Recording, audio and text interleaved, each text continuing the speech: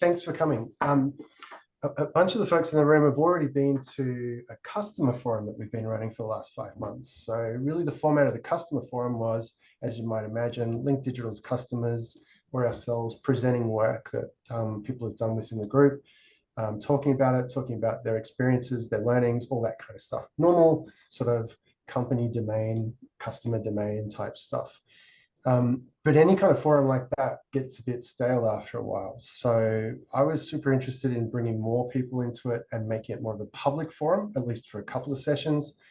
Largely, this benefits both Link Digital, like our staff and us as a group of people, and our customers, because it brings new perspectives in, new ideas and new directions that we might be thinking about the work that we're doing, or taking the work that we're doing, or basically just energy, inspiration, all that normal stuff that you get from a group setting. So that's what it's kind of about. So the agenda for today is really just a bunch of introductions. There's some folks from Link here, and I thought it's worth putting some names and titles to those faces. And also the topic starters, which are our speakers. So that's Pia and Amber. And I've got some topics as well. The topics are kind of up for grabs. Anyone can raise a topic. But we do have some set ones just so that we don't have, vacant space, crickets and tumbleweeds and all that kind of stuff. I'm actually pretty confident that just Pia could talk or just Amber could talk for an hour. So there's no problem there, right? The two first topics I'll go through, again, totally fine. There can be FYIs if people don't want to jump in and talk about them. And then we can jump to the other two from our guest speakers because they're more important than I am. And then there's a couple I've got at the end, just in case we've got time and we want to go through that as well. And they can be quite quick. So on and on. In the room today, we've got Mark, Link Digital CEO. We've got Talitha, who's been doing all the work to organize this event and invite people and promote it and such. We've got Phil, I think. I didn't actually see him, but he's our sales lead, account manager type lead. Myself, looking fantastic when I was in England, London a while back. I don't look that young anymore. Yaroslav may or may not be here. I think he's off today. He's one of our product owners. Rupak is one of our product owners, and Lex is one of our product owners. Lex is famous at the moment because he's about to travel over to Canada and relocate there to help with the setup of our subsidiary company there. Those folks will probably chime in as we talk, and they can say hi at that time as well. The awesome guest speakers we have is a very young Amber. I'm going to do it. Guette, ambiguity. Persona non specifica. Pen name for the book, Dear Minister, Letters from a Public Servant, which I don't yet own. I don't have a Kindle, so I don't have that instant gratification of being able to download it yet, but I will order it soon on Amazon. Folks should check out dearminister.net to look into that. And obviously, Pierre Andrew. So I took a little grab from LinkedIn because I thought it was cool, the way it's summarized and truncated. Digital, open, and data-driven government geek with a passion for Canberra. Like and you can go to her blog and check out what she's been writing about. She's writing some stuff recently as well, which is really good.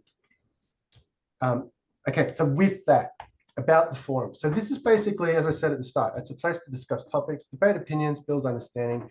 Maybe there'll be some consensus and maybe moving toward actions. Who knows? Certainly the thing that Amber's talking about could lead to actions. Anyone can raise a topic. The only thing I'd suggest is kind of read the room and consider the audience. Usually conversations are for an audience, not for yourself. So whatever the group is, whatever the sort of bias of the group is, that's the kind of topic that would make sense, right? So we just use our common group social senses. We have a lot of project open data teams here, plus Link people. So there's going to be a natural bias towards open data and digital product type work or things like that.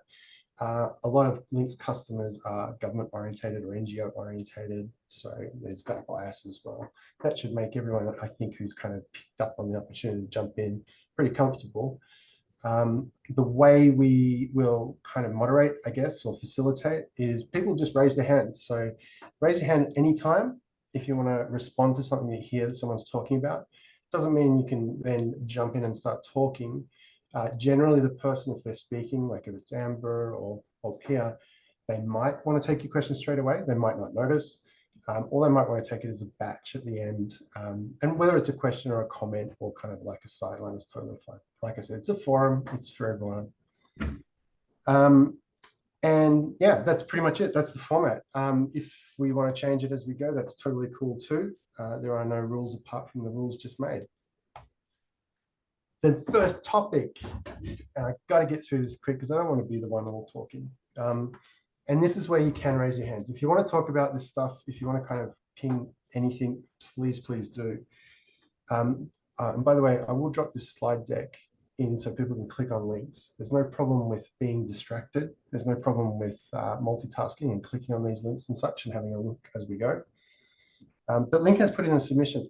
Andrew, who's on the call, helped or pretty much wrote the whole thing, asking questions and asking what kind of perspective we have from Link or from myself.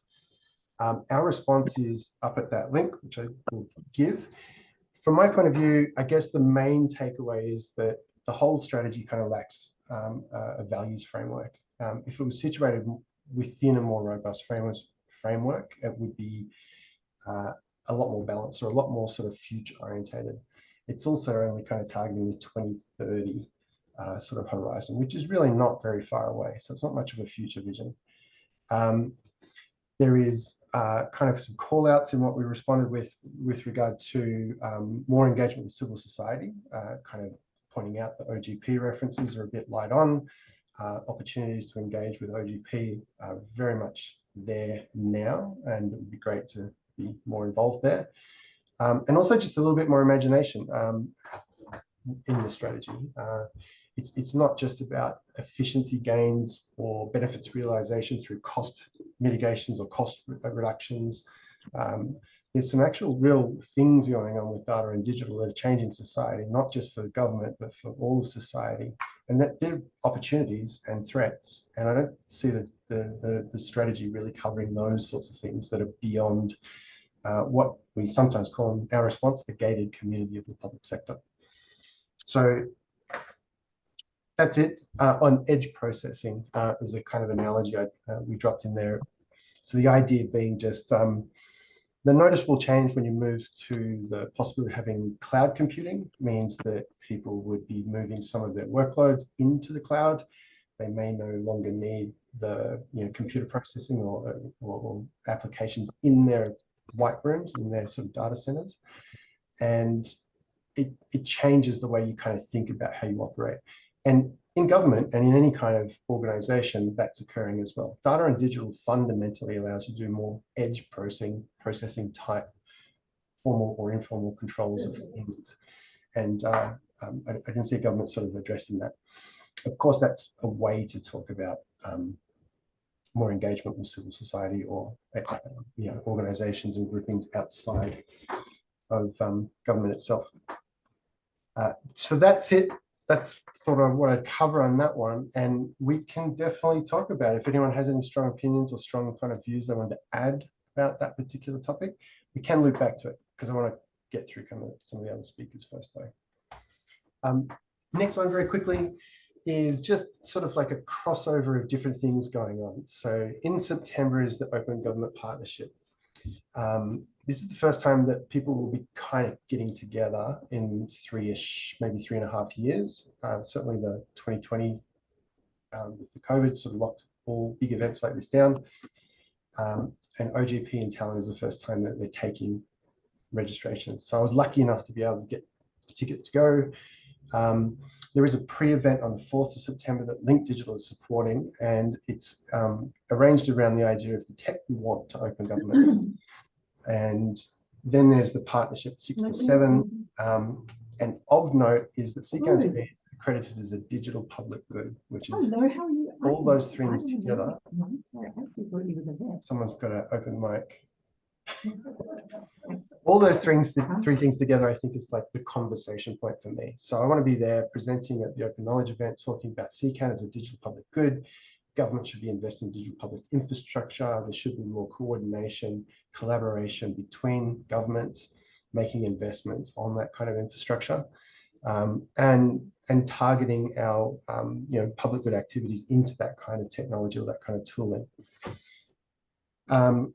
And I guess the key point for me is I've noticed these sorts of activities as really good signals in the market, if you call it that, or just in the general population, institutions and organizations picking up on this stuff. I think it's time to once again sort of like get involved with open government activities. There's kind of a speed up or an attenuation to this stuff at the moment. Maybe that's post-COVID, maybe that's pre-AI ending of the world, or utopia or dystopia, however you want to look at it. Or it's climate, it's all sorts of different things going on. Like there's an acceleration and a need to attend to these things. So that's what I'm noticing, and that's why I'm very keen to be in Tallinn in September.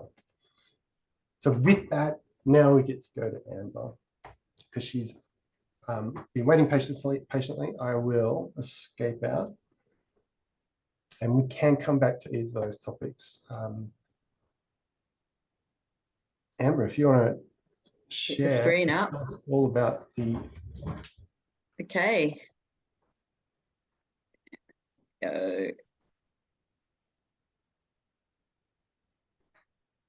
From beginning. Great. Okay. Firstly, thanks heaps Link Digital for this opportunity. I guess this is the turning of the soil or the sod, or the first major announcement that we're going to try and bring the Creative Bureaucracy Festival to Australasia, because it was such fun. I don't want the rest of the world missing out on it. I was very fortunate off the back of writing my book, which I wrote an article about in Apolitical. Apolitical reposted it to LinkedIn and shoulder tapped the Creative Bureaucracy Festival and said, you should really probably get Janine to come along. So I did, and boy, it was amazing. So hope everyone can see that. So this statement is out of Charles and Margie's book about the Creative Bureaucracy Festival, which I've got a link to at the end. It's free at the moment online and digitally. And it's this idea that we need a bureaucracy that can draw on ethical, creative, intellectual resources and reclaim a distinctive leadership role, but framed in a 21st century context. No argument there from me. And now I'm having fun moving screens down, page down. All right, so better bureaucracy, stronger democracy, of course, is the whole point behind it.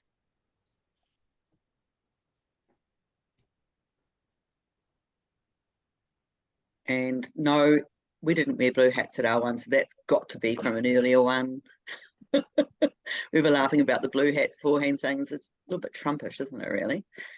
So I'm in trouble with my view because I can't seem to get rid of the little picture of Steve on my screen. But anyway, here we go. So the idea behind this is it's from the public sector for the public sector. This isn't a government initiative. This isn't a business-led or a civil society-led initiative. It's about public servants actually putting their hands up and going, actually we've got a lot more to offer here than we're being allowed to offer. And we need to meet together and probably start to have our own kind of celebrating of being a public servant, given all the rocks that get thrown at us in media and other places. The aim here is really to be relentlessly positive about this stuff and go focus on what we can do and what we can fix. And as you can imagine, the digital side of things is huge, because that's where the future lies for everything we're trying to do. So this just shows you that this is not a new thing. This has been going on in Berlin and Europe and the UK over the years. I think there was one hub in South Africa somewhere. There is looking at being one in South America. Again, you can sort of see it's very broad. The thing I really enjoyed about it going to this was that it was a real mix of people, but the one thing everyone had in common was passion. There was no hierarchy. There was no, I was sent by my department, so I have to be here. It was literally just a lot of people who believe they can make a difference getting together. This just, again, shows that there was a lot of, a good range of kind of people from the sector, be they people like Steve from corporate social enterprises, people who know that they can add to the thinking that's going on. I like this because even though as a female, I'm highly represented, as an over 55-year-old, I'm not, which is yay, because we shouldn't be. The most people here. It is good that it's these young ones that are kind of coming in and really getting stuck into it.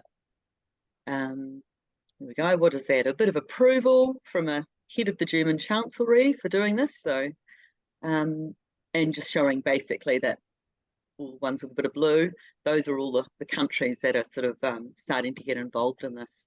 So the idea here is we're stronger together. It's a very small planet. Let's work collaboratively. And this is to give you a bit of an idea of the kind of showcase that they've done in the past. So they have a digital day, which is all about showcasing creative bureaucracy in action, an innovators forum, and then the main event, which is huge fun. This is the festival day, and this was in Berlin. It was a great venue. It's on the left bank, on the left side of the river, and as you can see, lots of different kinds of venues.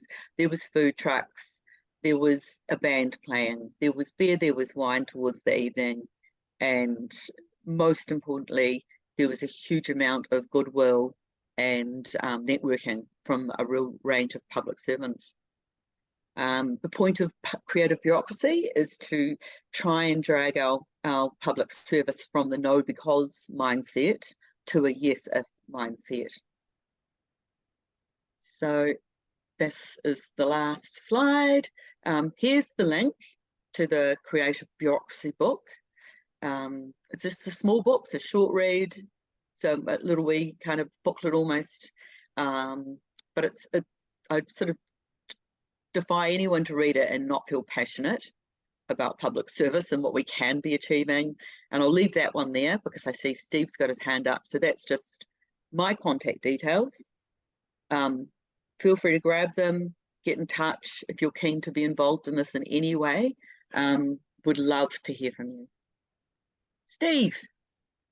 Hey, I was just testing the whole hand thing. I've got a lot of You just, I'll stop. I thought I'd get in there sharing. before anyone else. I do have like a really general question. Like, Yeah. The vibe of the festival, is it kind of like bringing creativity into the bureaucracy, or using, like, looking for creative solutions within the bureaucracy? Do you get the sort of difference, like making people feel more open in the way that they tackle problems, or have trust in the way that they can work together on problems? So the yes mentality. All of the above, all of the above. It is very much about, yes, it's going, what's already happening. That's really amazing that we want to call out, because we should celebrate that, because these things don't get celebrated. You know, public servants going above and beyond and doing great things. No one hears about that. It's only when we stuff up that it makes the media, as we know. But it's also about saying, we're facing a lot of wicked problems and we can't do that on our own, and we should not pretend we can do that on our own.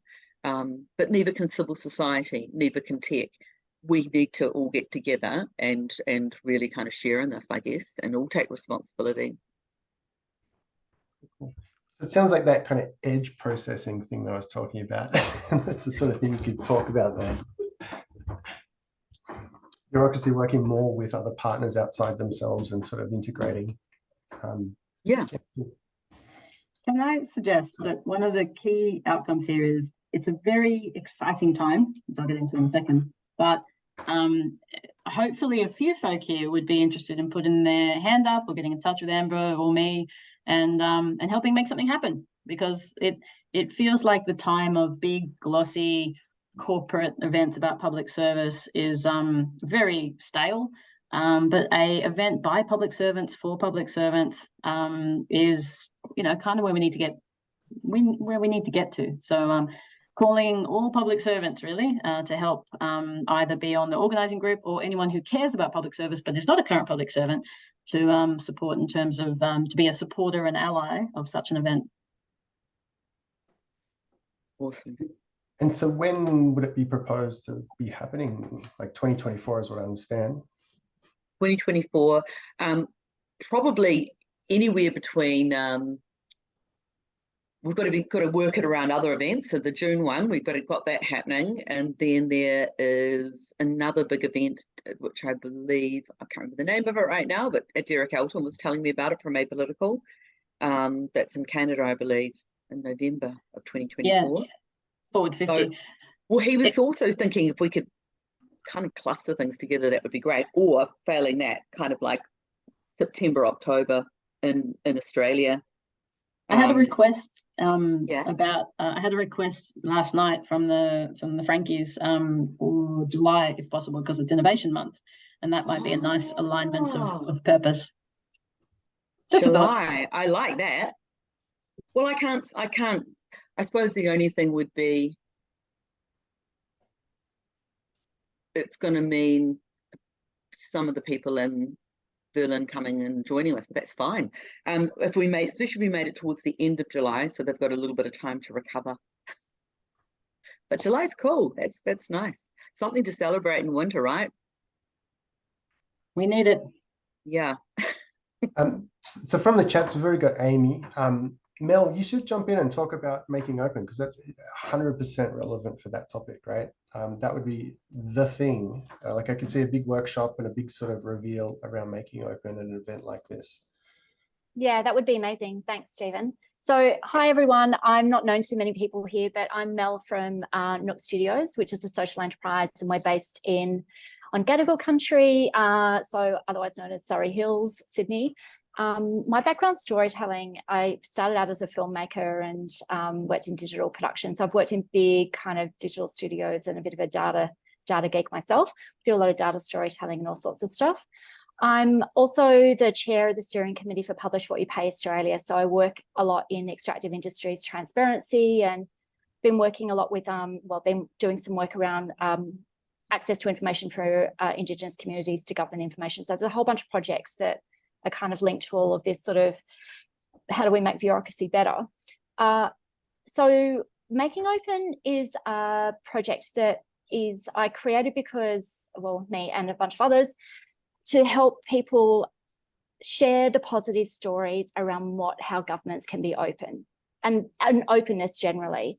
So makingopen.org is the home for that. We're currently trying to find some funding to launch the kit, but we got some funding from the Illuminate Foundation a couple of years ago, just pre-COVID. Over 100 different advocates and NGOs and government people were involved in the design of Making Open. And yeah, just love to talk about it a bit further. But it's really helping people learn about and explain the very complex concepts that lie behind openness, and then sort of connecting all the dots between all the different initiatives that are happening. And part of the aim for Making Open is to just help people have the materials that they need to be able to tell stories, but also highlight some of the positive stuff that's happening rather than focusing on the negative all the time. And yeah, the hope is that people will share their stories so others around the world can go, oh, that really cool thing was happening in, Toowoomba or in Canberra or in Australia, or there's this really awesome thing that's happening in Colombia that people can take inspiration from. So yeah, thanks. Oh, I was going to put my hand up, but I might as well just talk. That is awesome. And by the way, so Mel's also going to be at OGP in Tallinn. Are you going to be there on the 4th, Mel? I am. I'll be there for the Open Knowledge Foundation Day. And then I'm just at the moment arranging a session for Making Open, which will bring together a bunch of different people in civil society and various other organizations. And that's around design and storytelling and open government. So I've bit last minute, but I've just been sending out invites today for different partners for that. So I'm hoping that people like Open Ownership, who work on beneficial ownership transparency, been doing a lot of really great data sort of storytelling and visualizations, a journalist organization, OCCRP, and yeah, various others from all different parts of the world. So I'll keep everyone posted on that event too. So because Link is sponsoring that event, so we're sponsoring it to make sure that the event went ahead. Like we really wanted to make sure that that event in Tallinn was going ahead because it was just 100% aligned with what we do. The tech we want to open governments is basically CCAN. That's our bread and butter. That's what we do. But we'll have a booth. So that means it's kind of like an open invitation. If there are things that people would like us to present there, we'd 100% have Mel there if she wants to spend some time with us, talking to people about making open. If others might be attending or won't be attending, but want to put something on our table, get that in front of folks from around the world who are there talking about open government, we will definitely be able to do that. So if there is stuff there, let us know. But yeah, Pierre, tell us more. Tell us more about the policy work that you've been working on, and I guess that kind of thinking as it might relate to the Creative Bureaucracy Festival. I have some slides too, and I was going to go broader than policy to start. So apologies for slides, folks, but I think it'll be helpful. So what I was going to do was actually talk in the first instance about 3.5%. Anyone know what this percentage means and why it's so exciting? I know, but it's because you told me. Rather. So the amount of a population that it takes to create real change or to have a revolution. Exactly. So there's lots of studies. It used to be 5%, but it looks like it's 3.5 is even better. 3.5 is even better. Any group of humans, any group of people, when all the studies seem to show that somewhere between 3.5 to 5% change their expectation and therefore change their behavior, because you can't change behavior until you change your mind, right? So when you see a change of expectation and a change of behavior, that is the trigger point for reform, for revolution, for change to become sustainable and to spread its way throughout the rest of that population. There is a massive public servant revolution underway in Australia, 100%, which I'll go through in just a second. I believe this will affect New Zealand, Aotearoa soon, I hope. But there's a few triggers in Australia that I thought I'd run through. So my key, I guess, request to all of you is to help join that 3.5%, because getting to that many is not that hard. In fact, in Australia, there's a thing called the digital profession, which already has 20,000 public servants on it. So that's already more than 3.5%. So why is there a revolution underway, and why am I confident this time? Because we've all seen, we've all been around this a little bit. I assume you can see my slides, yeah? Yeah. Double check. Cool, yeah. Thanks. The simple reason is because we have a particular alignment of pressures and shifts in expectation that have culminated to quite the maelstrom here in Australia. And change needs pressure. Just look at any diamond to know that.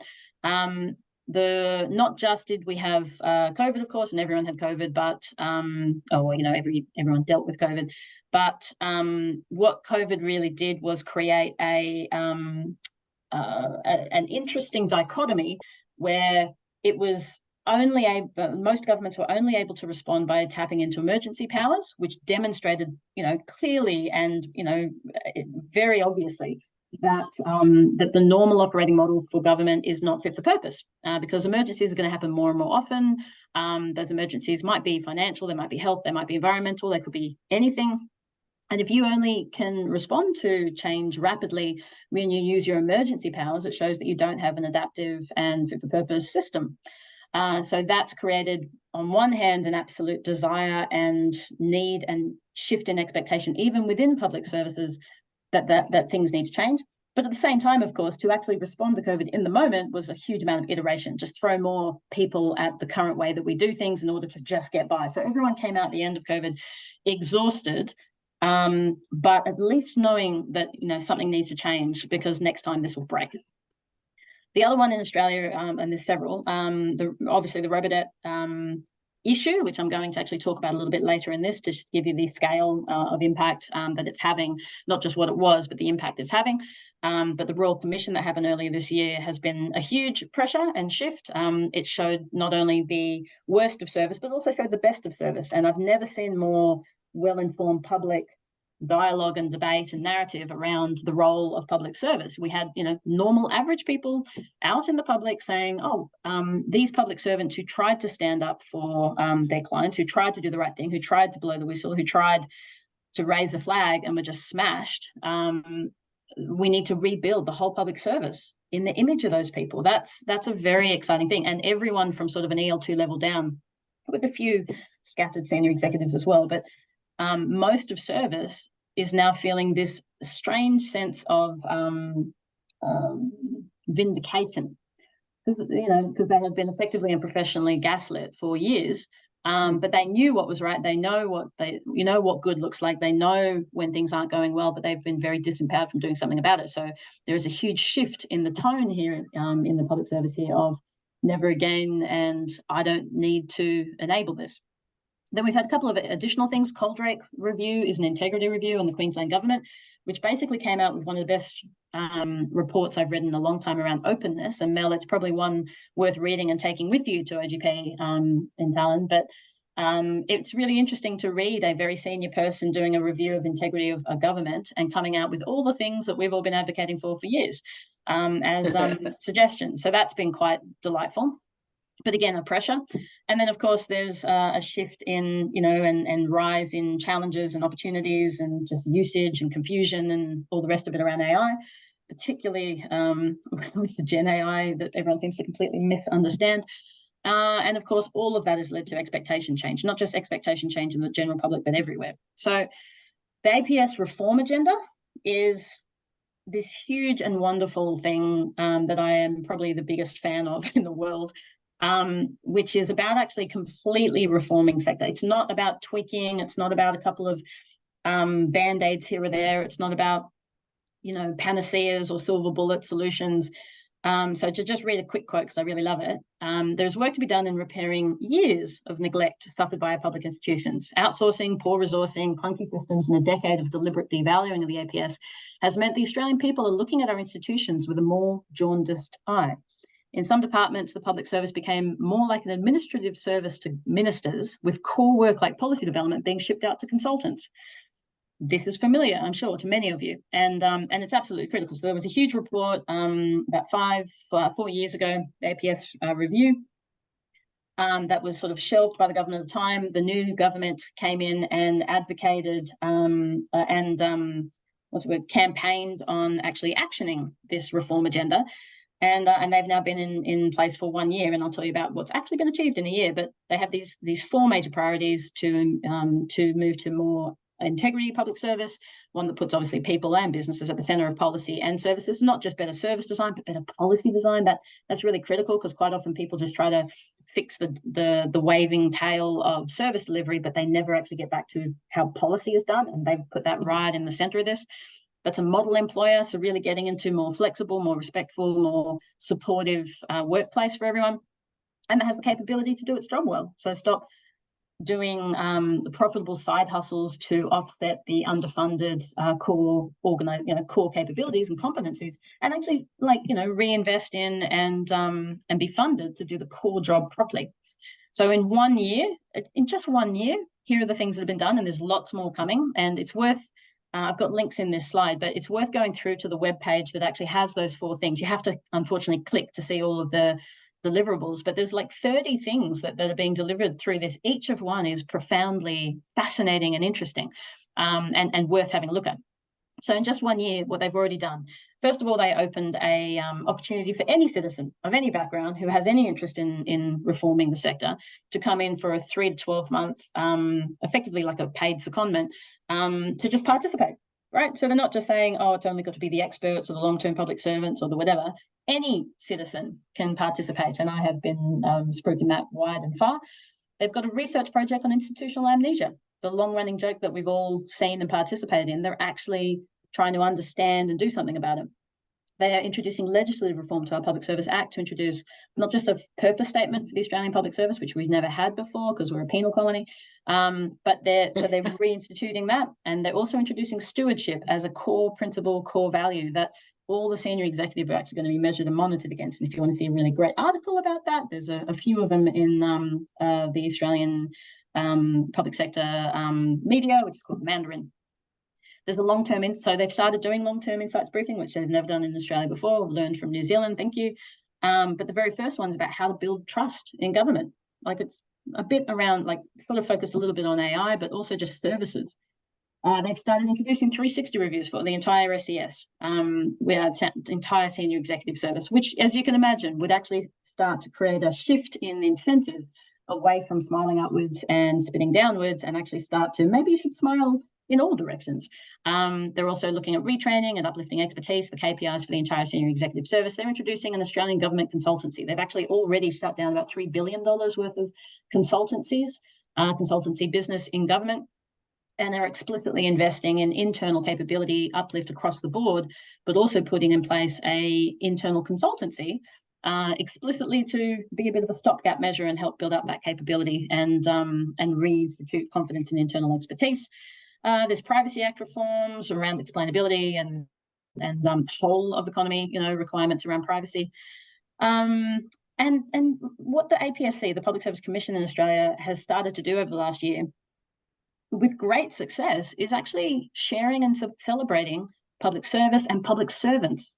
There's this reinstituting of pride in service, pride in not just advising the minister, but actually being a steward for long-term public good, for long-term public outcomes, and for being an institution that can be trusted by the public. It's very exciting. There's been a lot of work around enterprise agreements and flexibility. The National Anti-Corruption Commission being established for the first time is fabulous. And finally, there's a huge appetite now to actually reform policy. So I'm working with a whole group of people to try to change the way that policy is designed and managed end to end. Without boring you right now, because we've got a very short period of time, here's our current draft. And it's meant to be more participatory, more hypothesis-led, where success and definition of policy and policy interventions is more collaborative and participatory and reflective of a variety of values, expertise, experience, and of course, knowledge systems. And the idea is that you actually then, once you have decided on your interventions, whether it's a service, a grant, a legislation or whatever, that it is actually a continuous improving thing, which is not just measuring and monitoring for performance or user experience, but also measuring for policy effectiveness and for unintended human impacts. Because even if you have a system or a service that is efficient, even if it is high from a user experience perspective, even if it is meeting the policy outcome, it can still be driving harm. And if you can't, as a government, be able to detect harm, then how can you possibly mitigate it?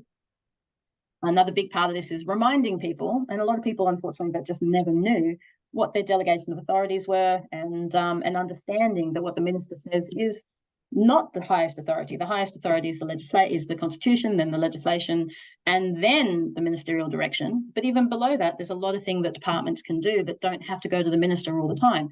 There is a role for everyone, and that middle layer has become presumed to be all of it. And that is what's in the process of being fixed right now, which is quite exciting. So, Robinet, just very briefly, because we've got a very short amount of time.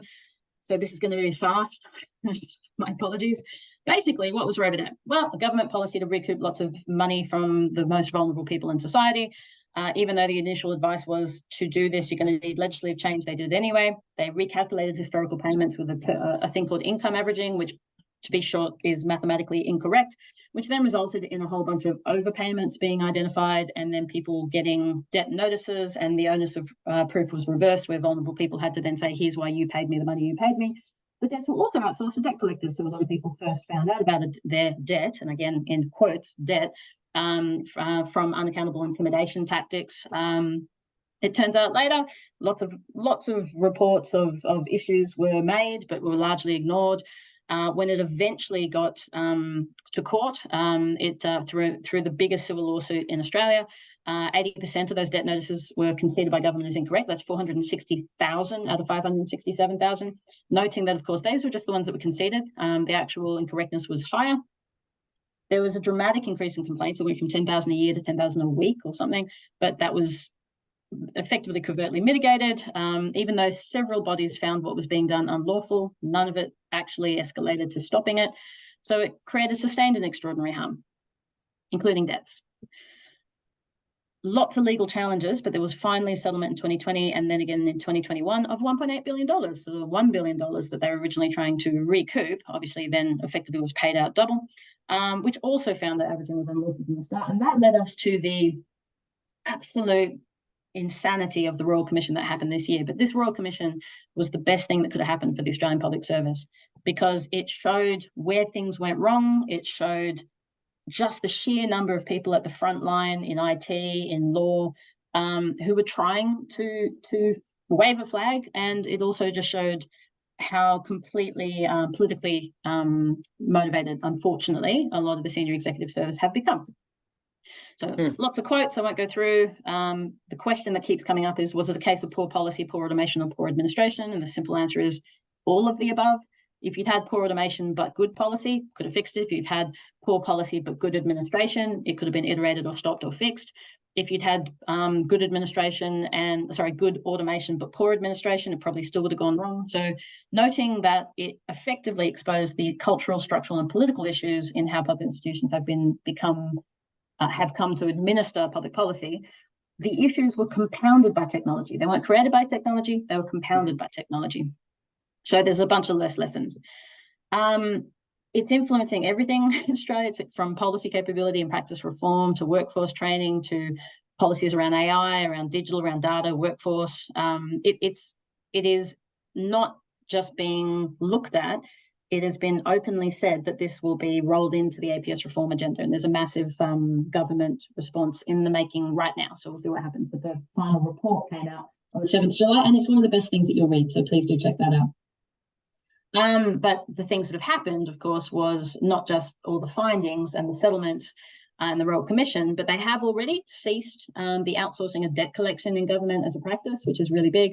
They have a lot of adverse findings that have been referred to the National Anti-Corruption Commission, and everyone's waiting with bated breath to see what happens with that. And this huge reform is underway. So there's a lot of links there if you want to check it out. A couple of quotes to inspire you from the Prime Minister of Australia, which is a very nice one. If we don't shape the future will shape us. For those that have known me for a little while, sounds familiar. But also from our Minister for Public Sector Reform, who's also the Finance Minister, who's also the Digital Data Minister, which is a nice combination. She said, at its heart, this reform is about restoring the public's trust and faith in government and its institutions, which is absolutely wonderful. So fun thought for you all. I always say, this system is like just a series of Lego, that we people invented all the systems around us, which means we can reinvent it. But then you always hear people talk about, it's all about the system. The system's too hard. The system's too broken. So here's the last thought for you. The system is people. Those people are us. And when we change the system. Thank you. Join the 3.5%. Can I get a copy of that presentation? Oh, sure. Here? More for the links. That's brilliant. Absolutely brilliant. Thank you. So I'm seeing a lot of applause. Anyone else want to put their hand up? Because I've got mine up, but I'm very, very, very, very, very happy for someone else to jump in with questions for Pia or a comment.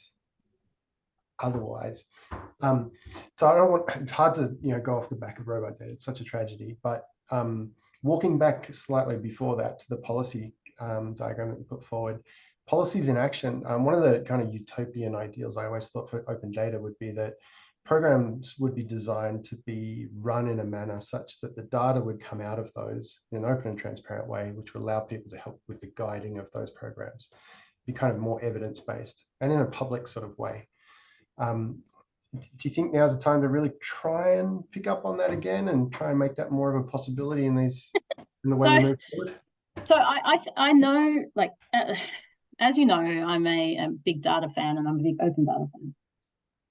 But some data shouldn't be in the public. Administrative data, personal data, private data, sensitive data obviously can't be in the public.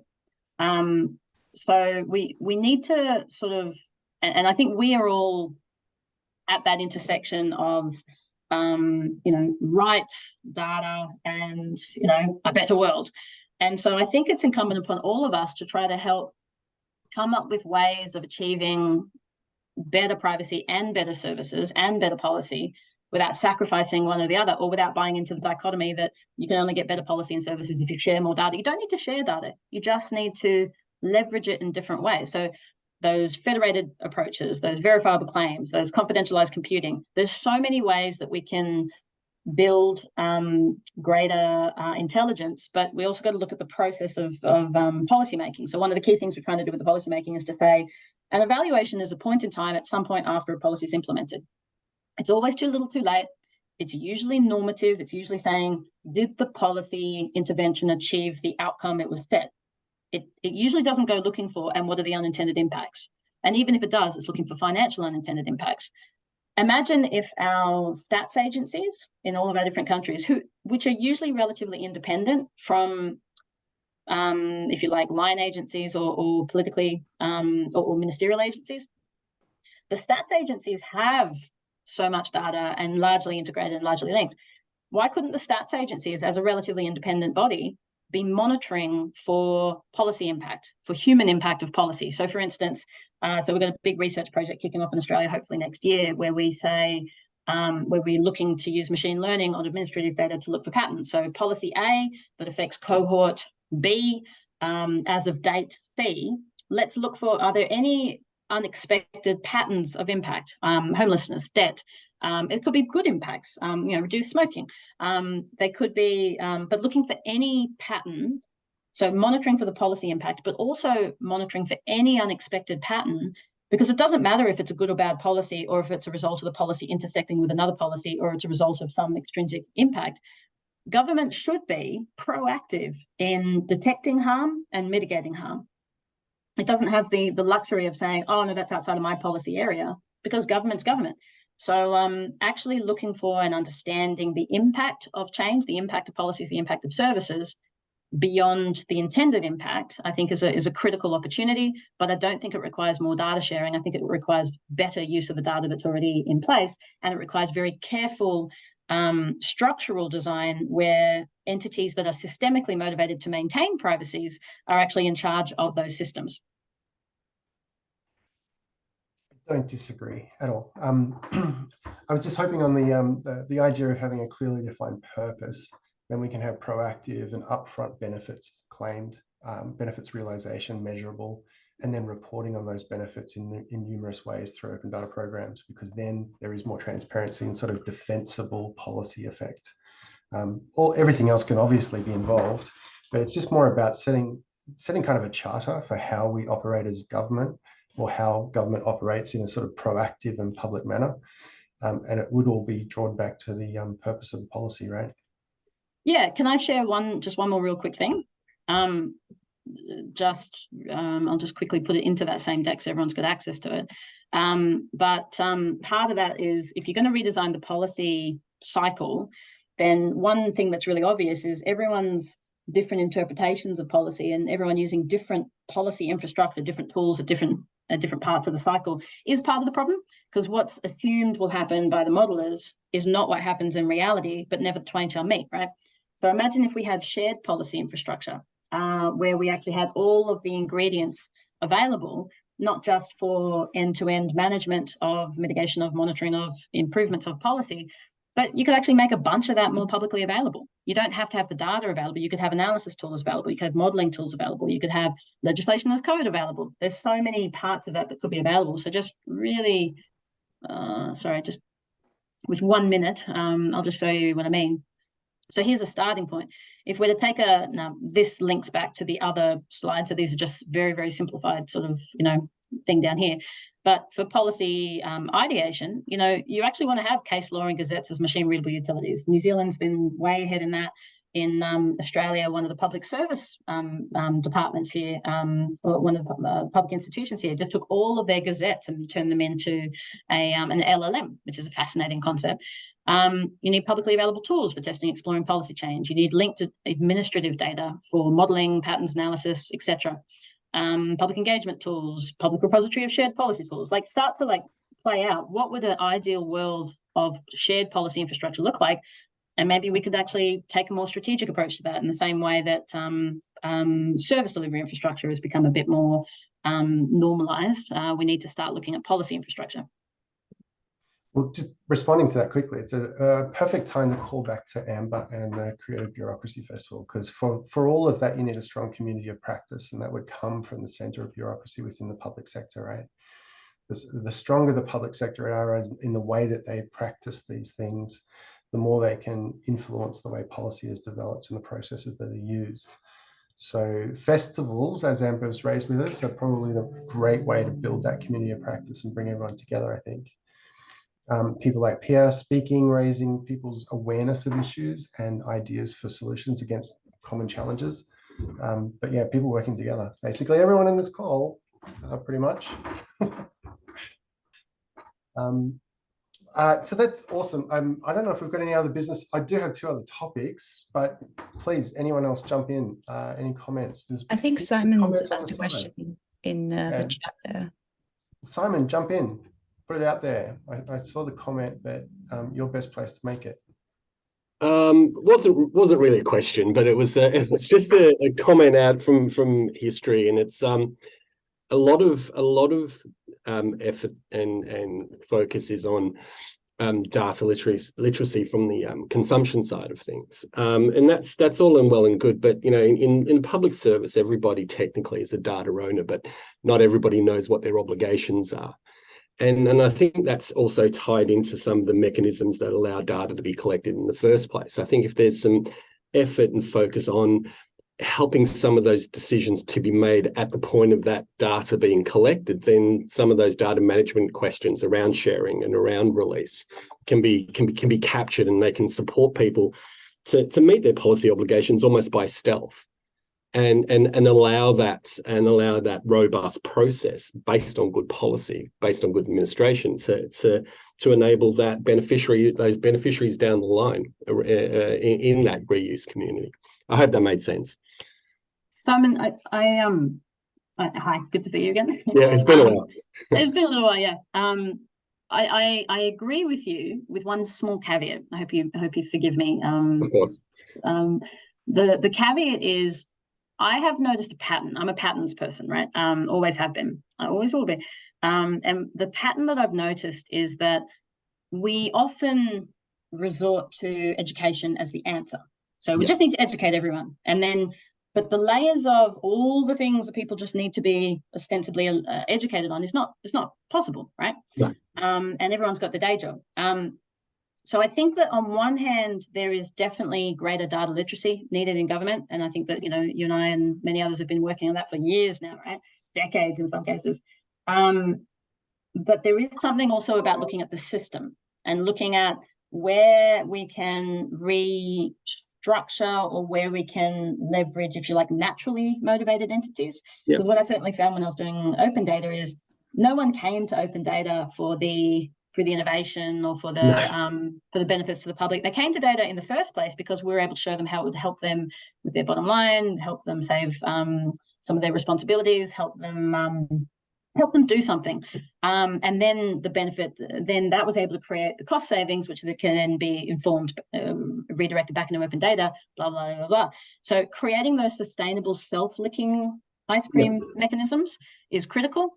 And the other thing is that there will always be data produced out of systems as a byproduct. We will always have the primary data we use. Administrative data is a very pretty way of saying waste disposal, right? Because almost all administrative data is just coming out of some system, a system designed to deliver services, to deliver benefits, to deliver taxation calculation. Are not designed as data systems. They're designed as service delivery systems, and we get the byproduct. And then we're going to figure out how to make the byproduct. So it is, and even though we try to put standards into procurement of those systems, that's not really worked all that well. So I think there's a complementarity, raising data literacy, but also the entities like yourself who have a whole of system responsibility, also looking at where are the natural levers and structural reforms. And I don't really care what's of those triggers. I mean, because they could be anything in government, and we've had a few examples recently, and so that's not my concern. My concern really is, and I sat in a previous IMG meeting years ago where a slide came up, and it was looking at all the complementary policies, standards and guidelines around data management. And without a sense of irony, there's something like 21. I mean, you kind of think, how do you enable the general public service to get a sense of what they need to do and what their obligations are? My point around data literacy being more a focus around the collection and management side is, what is it we can do whether it's systems and whether it's education. And education really is only useful when there's that confluence between availability and need.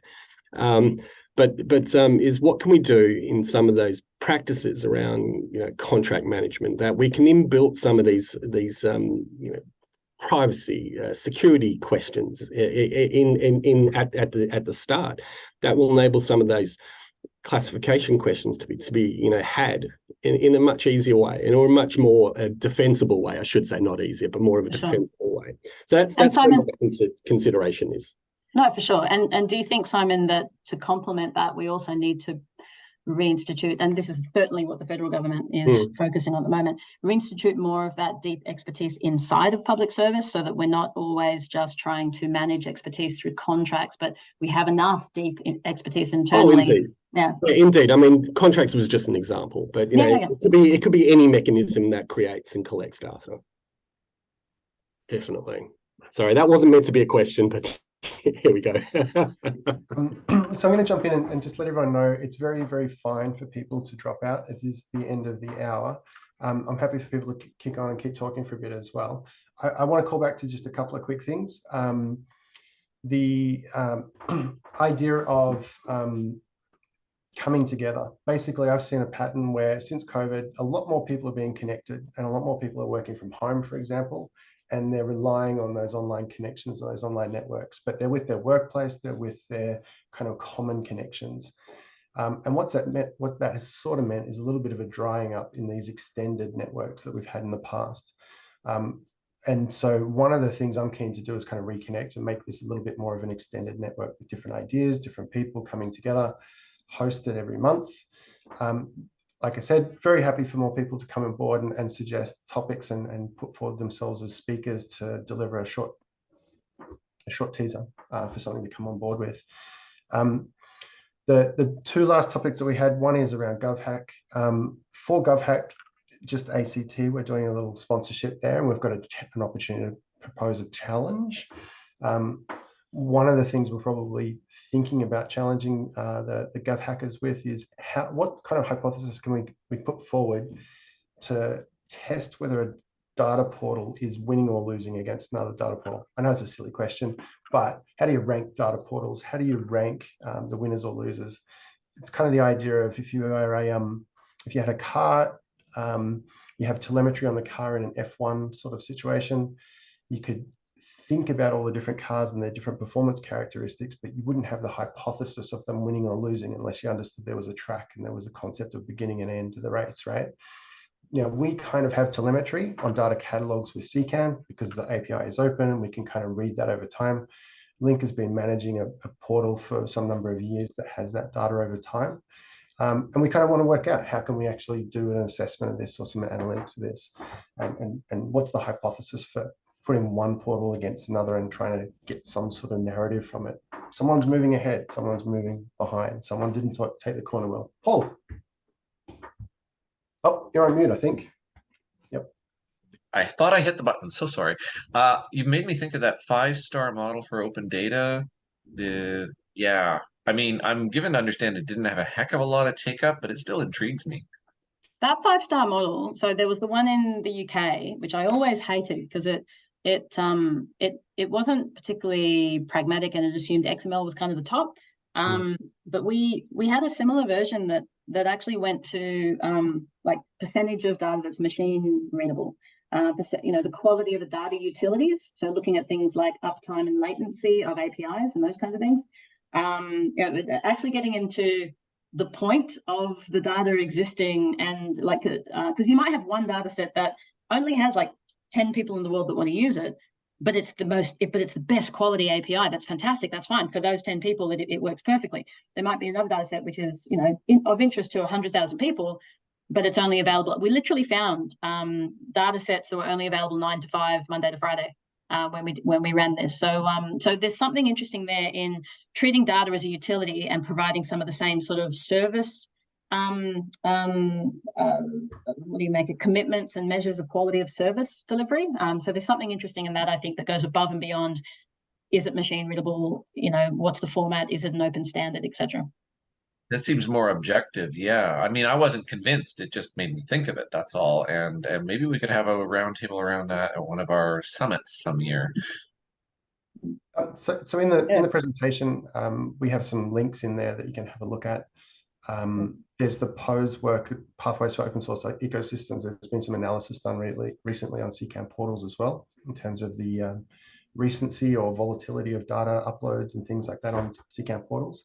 So the analysis is available. That's one thing. And then the last thing, probably a good kind of concluding thing, is just that Canada and Australia. So Link is sponsoring an event that Paul is helping us organize, or it was basically a Canadian Open Data Summit Society event in September, which Link is putting some money behind to make happen. And the draft theme is kind of alignment between Australian and Canadian open data activities. So any ideas people might have for making that a successful event, who could come speak? Paul and I will speak, but then the floor is open for any other kind of activities we might want to do in that event. I think Amy had her hand up, Stephen. Yes, Amy wanted to talk. So sorry about that. Looping back to you, No, Amy. it's quite all right. There's a big conversation here, but just thinking about the open data portals, because I've run a few of them and stuff. It's as you say, it's about sitting down and figuring out what the hypothesis is, because metrics can be as dangerous and as harmful as no metrics and cause more trouble. But remember, a data set seen by 2 people could have an effect at a country level, whereas a data set played around with by 10,000 people through hackathons can have absolutely no impact at all. So I think, but yeah, there's a wider sort of theory of change and all kinds of things here, but it's a fascinating conversation. So feel free to rope me in on any of this stuff all the time, ever, if it's open data related. Okay. You can jump into the GovHack event for ACT and jump in and attack that challenge if that's what we've put forward. Should be fun. Likewise, I would absolutely love to be roped in on some of this. I have the time right now, and I have some experience from both sides of this. One of the unfortunate lessons that I finally internalized when I was at NRMA, we had a whole lot of third parties that received our data. And I don't know if anyone here knows the history of them, but they're in more than half the households in New South Wales. They're a 100-year-old organization with deep roots. And I found that if we didn't, we plumbed a lot of things into our contracts, but if we didn't actually audit adherence to those contracts, they may as well not have been in there. No one actually does any of the things that you get them to sign off on unless they know you're going to follow up on it. Sad but true. But on the other side of that, when I was at CoreLogic, I loved the fact that the Victorian government had such policies and audit procedures in place, because when do the right thing because it's the right thing to do didn't work, and when we had gates, we had processes, but the ultimate club was essentially they audit us every year. You mess this stuff up, we're going to lose one of our most crucial data sources, right? They like us, they're cooperative, but if we misbehave, we will get caught. And honestly, some of my stakeholders, that was the only argument that really carried weight.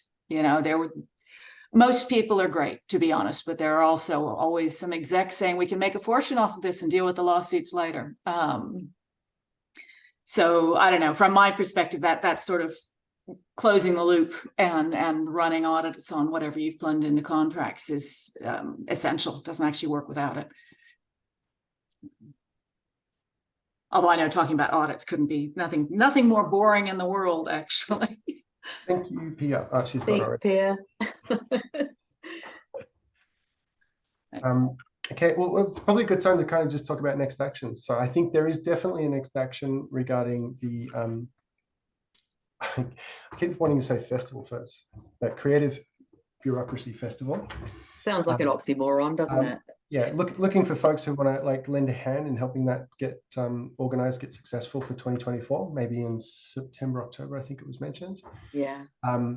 So we'll probably send an email out, or Amber will, we'll get the list and Amber can send an email out, or whoever's the lead on that, whether it's Pia, Amber, I don't know, but there's something forming, right? Yeah, definitely. Yeah.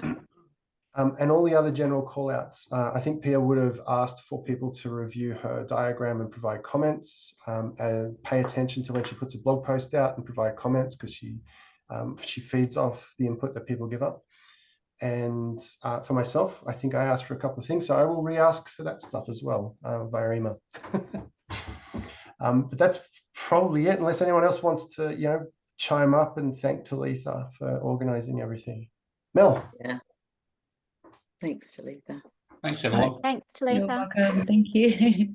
I just wanted to add to say that on the topic of kind of great positive stories out of the public service and highlighting and lifting people up, one of our sort of civil society partners is our Accountability Lab, who sort of do a lot of work in Africa. I put the link in the chat. They have created this integrity icon where they take in public service servants and go through workshops, but they also celebrate all the good stuff that's happening, because particularly in Africa, there's a lot of corruption, there's a lot of difficulties. But yeah, anyway, I'll pop that in the chat for anyone who's interested. But thanks, everyone. It's been really lovely to meet everyone. It was really great. Thank you, and thank everybody. And yeah, ciao, ciao, ciao. It's been a pleasure. Hope to see you all very soon, if not at the next webinar. Next one will be last Thursday of every month. Yeah, I'll be at the next one, but in case you want to reach out in the meantime. Sweet. All right. Thank you. Thanks. And good to see you, Thanks, Simon. everyone.